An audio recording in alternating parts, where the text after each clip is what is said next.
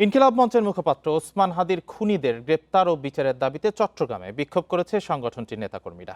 বিকেল 4টা থেকে তারা নগরীর নিউ মার্কেট মোড়ে অবস্থান নিয়ে বিক্ষোভ শুরু করে।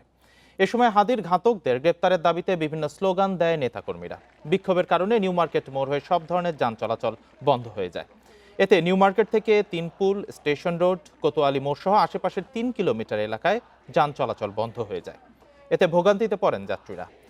এদিকে একই দাবিতে কুষ্টিয়ায় মহাসড়ক অবরোধ ও বিক্ষোভ করে ছাত্র জনতা। এ সময় বিক্ষোভকারীরা হাদি হত্যায় জড়িতদের কঠোর শাস্তি দাবি করেন। এছাড়া হবিগঞ্জের নবীগঞ্জে আধিপত্যবাদ বিরোধী ছাত্র জনতার ব্যানারে